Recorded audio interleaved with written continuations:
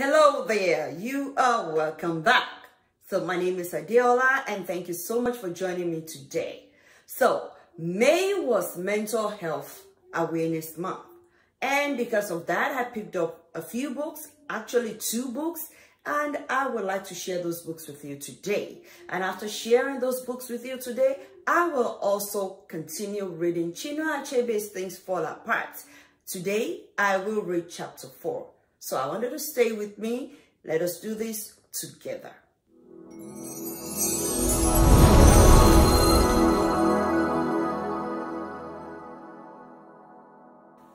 So in my search for books related to mental health in the month of May, I picked up these 2 books. One of them is Mental Health 101 for Teens: The Practical Guide to Mental Health, Self-Esteem, and Emotional Intelligence, written by Tom Thurling with Dr. Caroline Nelly, Dr. Kimberly Austin Hodge, and Dr. Elliot Kagan. All right, so these are their pictures here, 4 pictures at the front. And you know, just looking at a book written by 4 people, you can already tell that this is going to be a really great book. Okay, ask me, why am I bringing a book about teenagers to an adult audience? Well, I have some teenagers who watch my video. And also, as a parent, you probably have a teenager at home.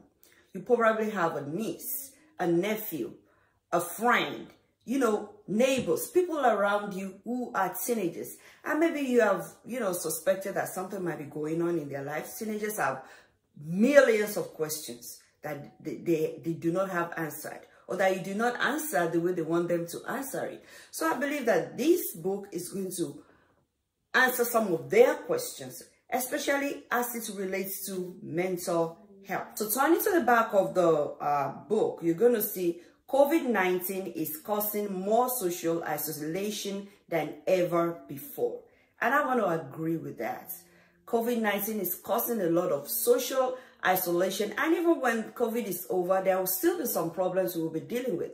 Some problems that have been created during the isolation, okay? And, it's beyond social distancing. It's beyond don't touch. It's beyond don't move too close to someone. It is what it is creating. The new person people are turning to because of this isolation. And this affects our teenagers so much. So I believe this book will help, because I can see a list of subtopics treated in this book, like trauma, boundaries, depression, anxiety, coping skills, suicide prevention, mental conditions, diversity and inclusion, mental illness and injury, empathy, human needs, self-care, healthy living, support systems, a whole lot of topics discussed in this book. So if you think you like what I've said today, you may pick up this book. And the second book that I picked up is The Body Keeps the Score: Brain, Mind, and Body in the Healing of Trauma. This is the book right here. Okay, it's a little bit thick, but it discusses mental health. It is written by Bessel van der Kolk, MD. It is a masterpiece that combines the boundless curiosity of the scientist, the erudition of the scholar, and the passion of the truth teller. Okay. This book was written by a medical director, a medical doctor, and you can tell that this person will have a lot to share. Okay, this person is a researcher, and from the research is able to bring out what trauma is. Trauma is a fact of life. Everybody go through trauma at one point in time. Okay, so when we're talking about mental health, we're not talking about those people who are walking on the streets and you can already tell something is wrong with them. We're talking about ourselves, mental health. How are we going to keep ourselves healthy mentally? People go through trauma, okay? And reading books can help. So you can see why I picked up this book. And if it's something you like, you feel you will be interested in reading, or you feel it's going to meet a need in your life, you may also pick up the book, just like I have done. So I've taken so much time, and it's not a lot of time, because dealing with our mental health, really needs time. We need to put out time for that. So that is out of the way. Continue reading Chinua Achebe's Things Fall Apart. And I know I'm not the only one enjoying the story, because a couple of people have told me they enjoyed it and they're reading it afresh like I'm reading it afresh. And I also have a few who said they're listening to it for the first time, they're reading this book for the first time, and they enjoy it. So let's delve into it. Chapter 4, Chinua Achebe's Things Fall Apart. Looking at a king's mouth, said an old man, one would think he never sucked at his mother's breast. He was talking about Okonkwo, who had risen so suddenly from great poverty and misfortune to be one of the lords of the clan. The old man bore no ill will towards Okonkwo. Indeed, he respected him for his industry and success, but he was struck, as most people were, by Okonkwo's briskness in dealing with less successful men. Only a week ago, a man had contradicted him at a kindred meeting, which they held to discuss the next ancestral feast. Without looking at the man, Okonkwo had said, "This meeting is for men." The man who had contradicted him had no titles. That was why he had called him a woman. Okonkwo knew how to kill a man's spirit. Everybody at the kindred meeting took sides with Osugo when Okonkwo called him a woman.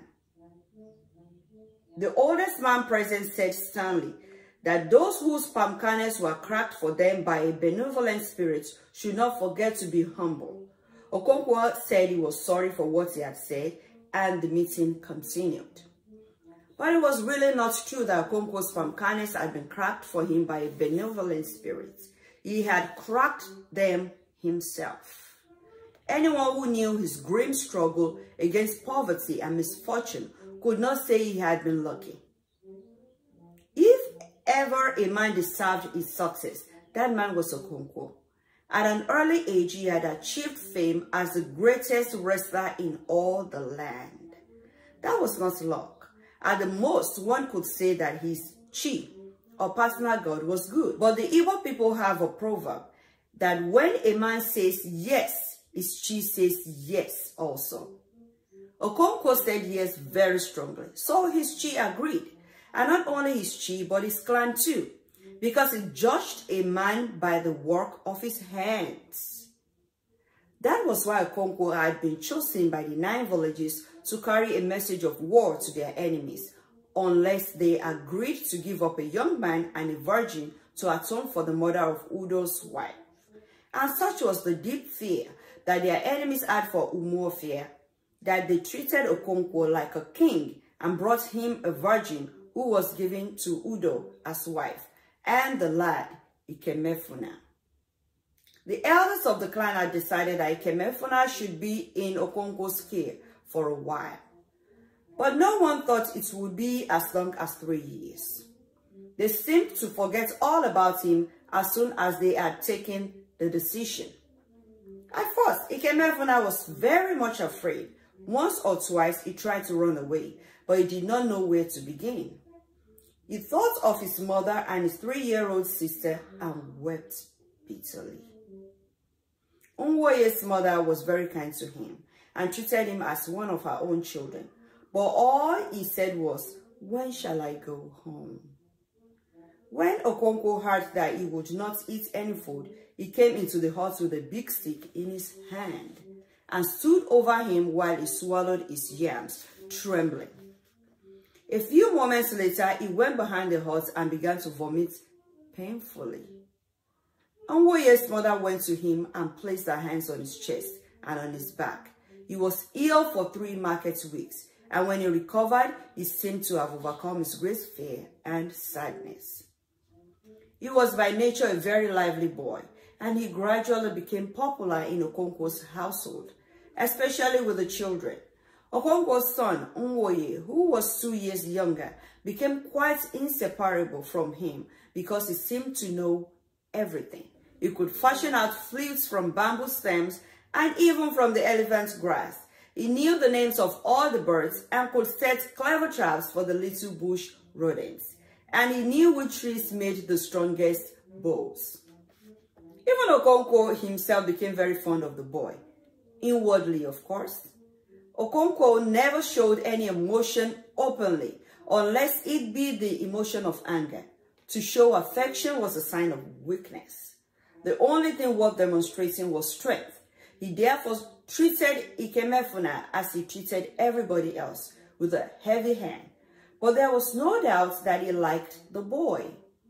Sometimes when he went to big village meetings or communal ancestral feast, he allowed Ikemefuna to accompany him like a son, carrying his stool and his goatskin bag. And indeed, Ikemefuna called him father. Ikemefuna came to Morphia at the end of the carefree season between harvest and planting.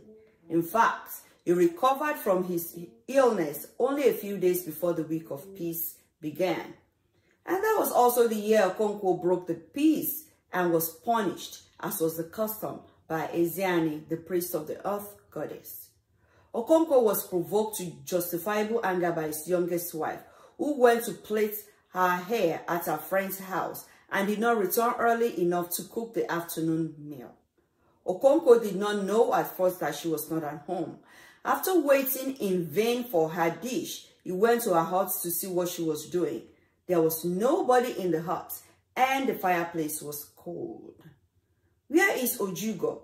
he asked his second wife, who came out of her hut to draw water from a gigantic pot in the shade of a small tree in the middle of the compound. "She has gone to plait her hair." Okonkwo bit his lips as anger welled up within him. "Where are her children?" "Did she take them?" he asked with unusual coolness and restraint. "They are here," answered his first wife, Unwoye's mother. Okonkwo bent down and looked into her hut. Ojugo's children were eating with the children of his first wife. "Did she ask you to feed them before she went?" "Yes," lied Unwoye's mother, trying to minimize Ojugo's thoughtlessness. Okonkwo knew she was not speaking the truth. He walked back to his obi to wait Ojugo's return. And when she returned, he beat her very heavily. In his anger, he had forgotten that it was the week of peace. His first two wives ran out in great alarm, pleading with him that it was the sacred week. But Okonkwo was not the man to stop beating somebody halfway through, not even for fear of a goddess. Okonkwo's neighbors heard his wife crying and sent their voices over the compound walls to ask what was the matter. Some of them came over to see for themselves. It was unheard of to beat somebody during the sacred week. Before it was dusk, Ezeani, who was the priest of the earth goddess, Ani, called on Okonkwo in his obi. Okonkwo brought out kola nuts and placed it before the priest. "Take away your kola nuts. I shall not eat in the house of a man who has no respect for our gods or ancestors."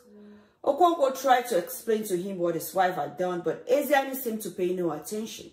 He held a short staff in his hand, which he brought down on the floor to emphasize his points.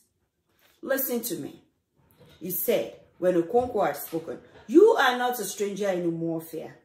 You know as well as I do that our forefathers ordained that day before we plant any crops in the earth, we should observe a week in which a man does not say a harsh word to his neighbor. We live in peace with our fellows to honor our great goddess of the earth, without whose blessings our crops will not grow. You have committed a great evil." He brought down his staff heavily on the floor. "Your wife was at fault, but even if you came into your obi and found her lover on top of her, you would still have committed a great evil to beat her." His staff came down again. "The evil you have done can ruin the whole clan. The earth goddess whom you have insulted may refuse to give us her increase, and we shall all perish." His tone now changed from anger to command. "You will bring to the shrine of Ani tomorrow 1 she-goat, 1 hen, a length of cloth, and 100 cowries." He rose and left the hut. Okonkwo did as the priest said. He also took with him a pot of palm wine. Inwardly, he was repentant, but he was not the man to go about telling his neighbors that he was in error. And so, people said he had no respect for the gods of the clan. His enemies said his good fortune had gone to his head. They called him the little bird Inza, who so far forgot himself after a heavy meal that he challenged his chi. No work was done during the week of peace. People called on their neighbors and drank palm wine. This year, they talked of nothing else but the unso ani which Okonkwo had committed. It was the first time for many years that a man had broken the sacred peace. Even the oldest man could only remember one or two other occasions somewhere in the dim past. Ogwefi Ezeodu, who was the oldest man in the village, was telling two other men who came to visit him that the punishment for breaking the peace of Ani had become very mild in their clan. It has not always been so, he said. My father told me that he had been told that in the past, a man who broke the peace was dragged on the ground through the village until he died. But after a while, his custom was stopped because it spoiled the peace which it was meant to preserve. Somebody told me yesterday, said one of the younger men, that in some clans it is an abomination for a man to die during the week of peace. It is indeed true, said Ogwefi Ezeodu. They have that custom in Obodoani. If a man dies at this time, he is not buried, but cast into the evil forest. It is a bad custom which these people observe because they lack understanding. They throw away large numbers of men and women without burial. And what is the result? Their clan is full of the evil spirits of these unburied dead, hungry to do harm to the living.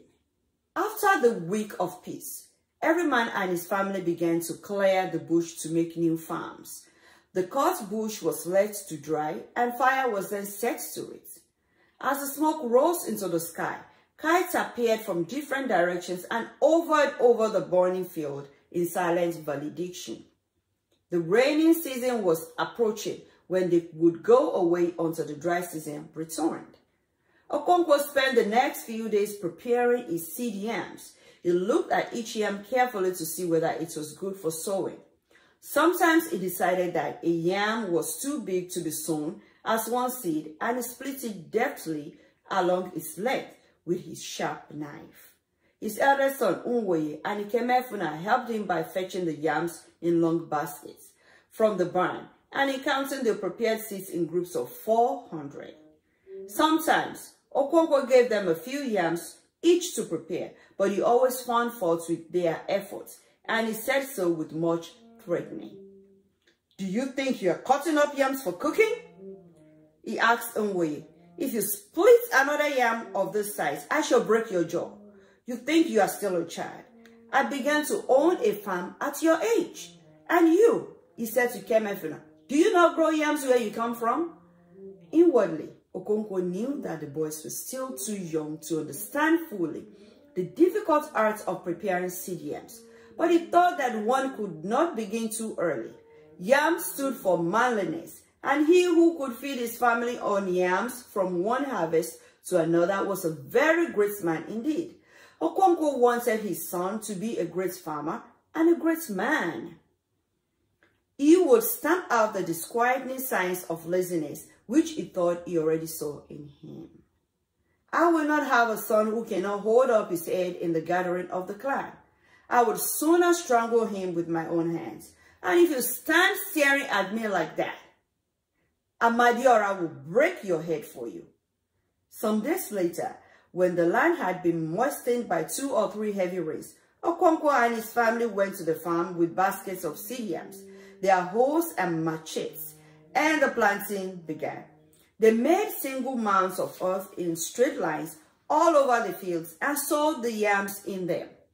Yam, the king of crops, was a very exacting king.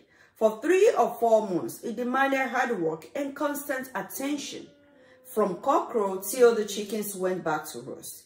The young tenderries were protected from earth-eating with rings of sisal leaves.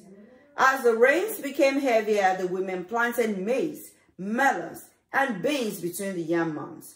The yams were then staked first with little stakes and later with tall and big tree branches. The women weeded the farm 3 times at definite periods in the life of the yams, neither early nor late. And now the rains had really come, so heavy and persistent that even the village rainmaker no longer claimed to be able to intervene. He could not stop the rain now, just as he could not attempt to start it in the heart of the dry season without serious danger to his own health. The personal gymnasium required to counter the forces of these extremes of weather would be far too great for the human frame. And so nature was not interfered with in the middle of the rainy season. Sometimes it poured down in such thick sheets of water that earth and sky seemed merged in one great wetness. It was then uncertain whether the low rumbling of Amadiora's thunder came from above or below. At such times, in each of the countless thatched huts of Umuofia, children sat around their mother's cooking fire, telling stories, or with their father in his obi, warming themselves from a log fire, roasting and eating maize.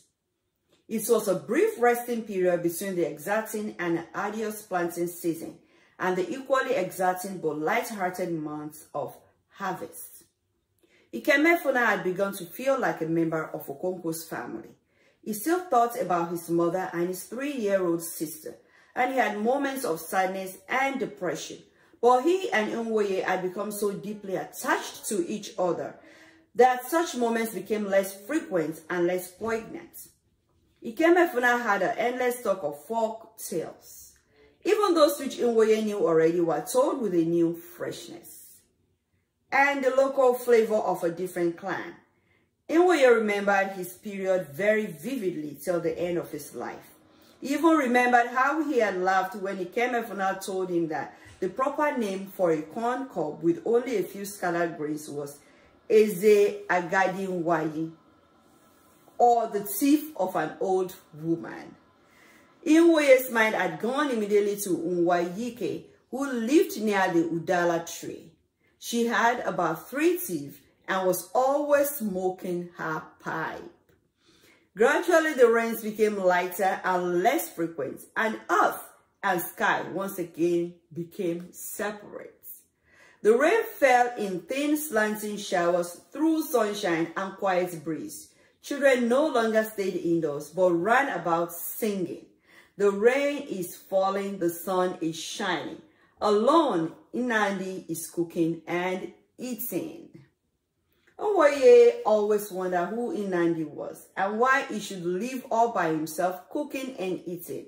In the end, he decided that Inandi must live in that land of Ikemefuna's favorite story, where the ant holds his court in splendor and the sands dance forever.